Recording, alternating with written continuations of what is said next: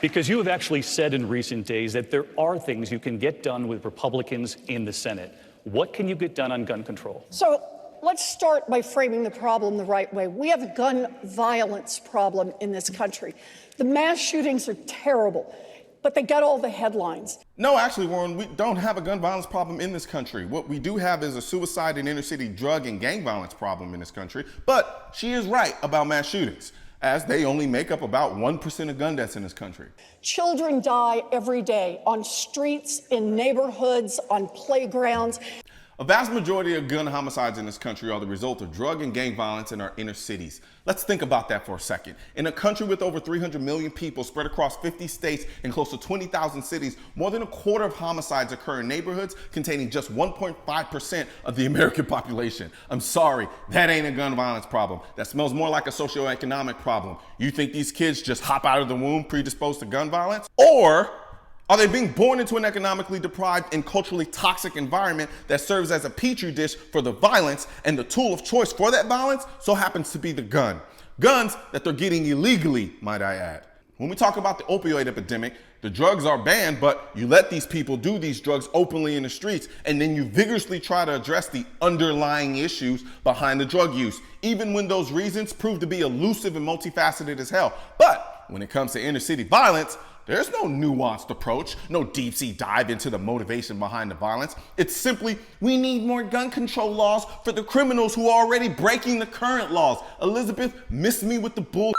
You don't give a damn about the inner city violence. You're simply trying to sound different while subtly pushing the same exact gun control measures that actually exist in a lot of these places, but haven't done a damn thing but make it harder on the good people who live in these places. People die from violence, from suicide and domestic abuse.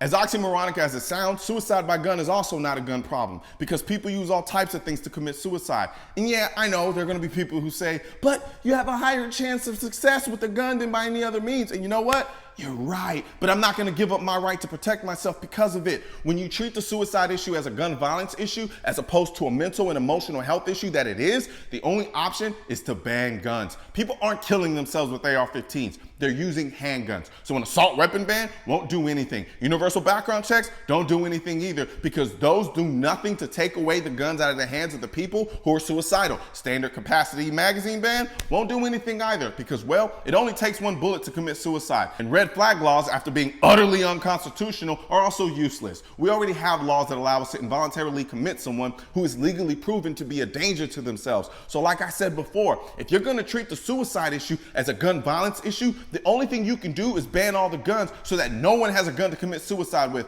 Or you could treat the suicide issue as a mental and emotional health issue that it is, and address the underlying issues as to why someone would want to kill themselves in the first place, and thus making the gun a non-factor. You don't get to take away my rights because someone else misuses theirs. And as for domestic abuse, if you're a convicted domestic abuser, you can't own a gun. So I don't know why that's even being brought up. And quite frankly, most of the women I know will shoot you on sight if you put a hand on them. So as far as I'm concerned, their gun control is solid.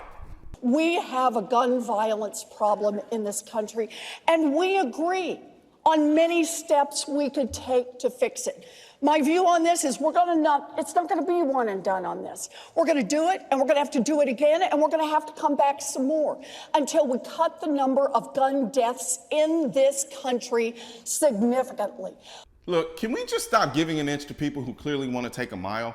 Elizabeth and the rest of the Democratic goof troop are like me at the mall grabbing samples. I take one at first, walk around a little bit, come back, take another sample. Walk around a little bit, come back, take another sample. Rinse, wash, and repeat. The only difference between them and me is that I'm just greedy. These people are tyrants. Yes, tyrants. The Constitution is an annoyance to them. Left to their devices, we just do what they say, but they can't force us to do that because we do have a Constitution. So they have to convince us to give up our power one piece at a time by pushing a little bit of gun control. And they won't just do it once.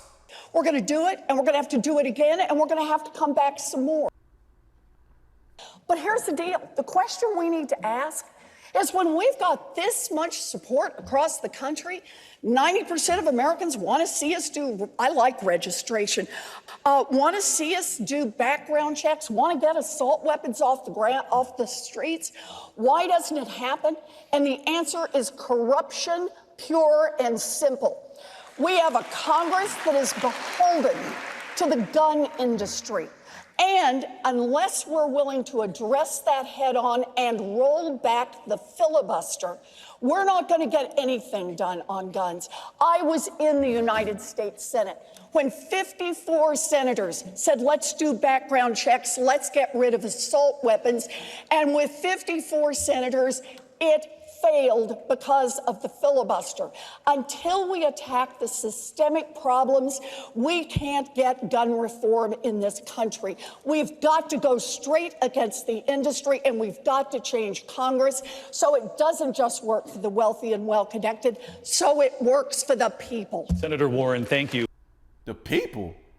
Warren is not only a political elite, she's a multimillionaire. She thinks all the rich people at her fancy dinner parties and romance novel book clubs are the American people. Don't nobody agree with you. You think because you take a survey of 100 people in a Democratic enclave that represents the American people? You can't get anything done because the measures you're pushing are unconstitutional. How self-entitled and narcissistic do you have to be to believe that the only reason Congress won't do what you want them to do is because they're beholden to the gun industry? You ever stop to think that maybe they're beholden to their constituency who believes in the Second Amendment and the Constitution like your ass should? Warren, go cry me a river. You hate the filibuster because it was the thing that stopped you from flanking the Second Amendment with your BS universal background check law, which is nothing more than an excuse to implement a national gun registration, which you literally admitted to on stage that you agree with. I like registration. Then once you have that in place, you can then use that to push even more gun control, or as you so beautifully put it, we're going to do it, and we're going to have to do it again, and we're going to have to come back some more. Elizabeth, have a Coke and a smile and sit down. You're not fooling anyone with this whole we the people talk. You're for yourself. Nothing more, nothing less. Right now, there's a culture war against the Second Amendment, which is why I need your help spreading our message to counter their message. You can do this by leaving a comment, sharing this video, and click the bell and subscribe button. Let my voice be your voice, and let them know you want to keep America tactical. Because the right to keep and bear arms shall not be infringed wasn't a suggestion, it was a directive. Also, if you're wondering where to purchase your state-specific Keep America Tactical shirt, click the link under the Keep America Tactical in the description section of this video.